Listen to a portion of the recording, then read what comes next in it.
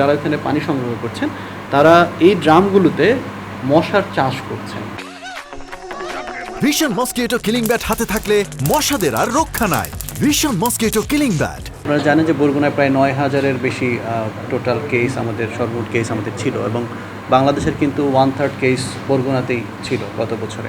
কিছু কারণ আমরা উদ্ধার করতে পারি, যে কারণগুলোর কারণে বরগুনা অনেক বেশি রোগীর সংখ্যা পাওয়া যাচ্ছিল। প্রথমেই আমি বলবো যে যেটা হচ্ছে যে অরক্ষিত পানির আধার, ওখানে যে লবণাক্ত যে পানিটা আছে, সুপেয় পানির খুব অভাব আছে উপকূলীয় অঞ্চলগুলোতে। বরগুনাতেও কিন্তু একই অবস্থা, এবং সেই কারণে যেটা হয় তারা অনেক বড় বড় কিছু ড্রামে তারা পানিটা সঞ্চয় করে রাখেন, এবং সেই পানিটা কিন্তু একটা সময়ের পর গিয়ে ধরেন একটা না 6 মাস 7 মাস বা 1 বছর কিন্তু তারা ব্যবহার করছেন, এবং এই ড্রামটা কিন্তু এই সময়ের মধ্যে তারা কিন্তু একবারও পরিষ্কার করছেন না কিংবা পরিবর্তন করা হচ্ছে না। যদিও তারা অনেক সময় ঢাকনা দিয়ে রাখছেন, কিন্তু সেই ঢাকনাটা আসলে দেখা যাচ্ছে একটু পরপর তারা খুলছেন, পানি ব্যবহার করছেন রান্নাবান্না এবং খাবার কাজে এই পানিটা তারা ব্যবহার করেন। সো এই জায়গাতে আমরা যেটা দেখেছি, ধরেন আমরা ওই যে এখন যে মাছ চাষের যে একটা বিষয় আছে, আপনি ছোটো জলাধারে কিংবা ড্রামের মধ্যে যে মাছ চাষের যে ব্যাপারটা, আমাদের কাছে ব্যাপারটা এরকম হয়ে গিয়েছিল যে আপনারা যারা এখানে পানি সংগ্রহ করছেন তারা এই ড্রামগুলোতে মশার চাষ করছেন। এটা হয়তো আমি না জেনেই করছি, কিন্তু আমি অজ্ঞাত স্বরে আমি এই মশার চাষ করছিলাম। আমার এই প্রত্যেকটা ড্রাম, প্রত্যেকটা বড় বড় তারা মটকা বলেন, মাটির যেই পাত্রগুলো রাখা অনেক বড় বড়, প্রত্যেকটাতেই কিন্তু আমরা মশার লার্ভা আমরা পেয়েছি। এটা খুব গুরুত্বপূর্ণ একটা বিষয় ছিল। আরেকটা বিষয় ছিল যে প্লাস্টিক বর্জ্য এবং যে ব্যানার, আমাদের গত বছর যে অনেক ব্যানার বা বিজ্ঞাপনের ছিল, সেই জিনিসগুলো কিন্তু যত্রতত্র রাস্তার ধারে পড়েছিল, এবং সেখানে যে পানি জমা ছিল পানিতেও কিন্তু প্রচুর পরিমাণে আমরা লার্ভা এবং মশার লার্ভা আমরা দেখতে পেরেছিলাম।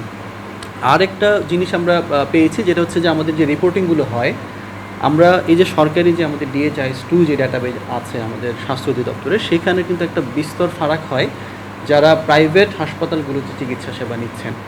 এই ডাটাগুলো কিন্তু আমাদের DHIS2 সার্ভারে সরাসরি আসছে না। আমরা শুধুমাত্র সরকারি হাসপাতালের ডাটাগুলোই আমরা আমাদের এই সার্ভারে পাচ্ছি। সেক্ষেত্রে আমাদের অনেক বড় একটা অংশ মিসিং হয়ে যাচ্ছে, এই ডাটাগুলো আমাদের সার্ভারে আসছে না। সো এখানে রিপোর্টিংয়ের একটা মানে গ্যাপ থেকে যাচ্ছে।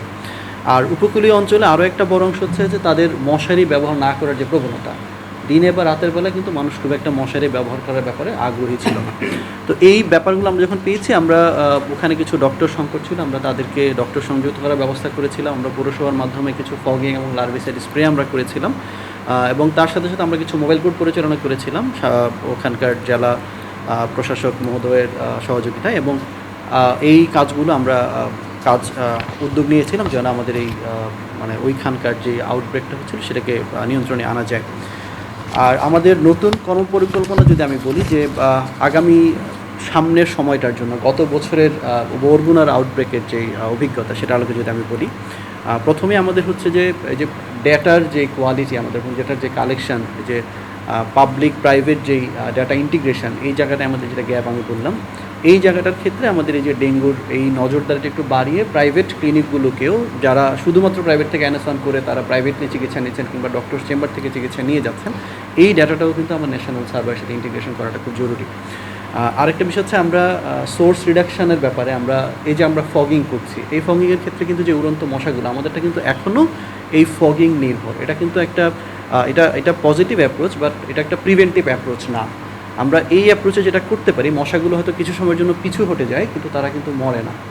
দেখা যাচ্ছে এই ফগিংয়ের ক্ষেত্রে প্রায় 70% উপর মশাগুলো কিন্তু বেঁচে থাকছে। সো এই ফগিংয়ের ক্ষেত্রে আমরা ফগিং না করে আমরা যে সোর্স রিডাকশানে যদি আমরা জোর দিই, যেইখানে কারণগুলো হচ্ছে, আমরা যদি কারণগুলো আইডেন্টিফাই করি, সেগুলোর মানে কমানোর জন্য আমরা প্রচারণা চালাতে পারি, সেগুলোর ব্যাপারে আমরা কাজ করতে পারি। আমার মনে হয় যে ওই জায়গাটাতে জোর দেওয়াটা আমাদের জায়গা আছে। আরও একটা ব্যাপার হচ্ছে যে আমাদের যে বছরব্যাপী যে সার্ভেলেন্সগুলো হয়, এই ধরনের সার্ভেলেন্সগুলো জোরদার করাটা খুব জরুরি। যে অ্যান্টোমোলজিক্যাল সার্ভেলেন্স করাটা, যেখানে আমাদের ব্রুটো ইন্ডেক্স, হাউস ইন্ডেক্স কিংবা পিপল ইন্ডেক্স, এই সবগুলো ইন্ডেক্স আমরা কন্টিনিউয়াস বছরব্যাপী আমরা নজরদারিতে রাখতে পারবো। আর আমাদের আরও একটা বিষয় হচ্ছে, ডেঙ্গুর ক্ষেত্রে ঢাকার উপর অনেক বেশি একটা চাপ হয় আমাদের জাতীয় পর্যায়ে।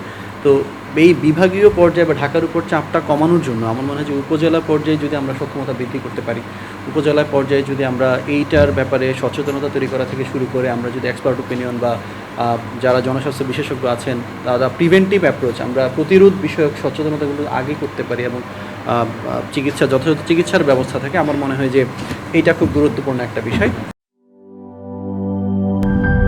Mr.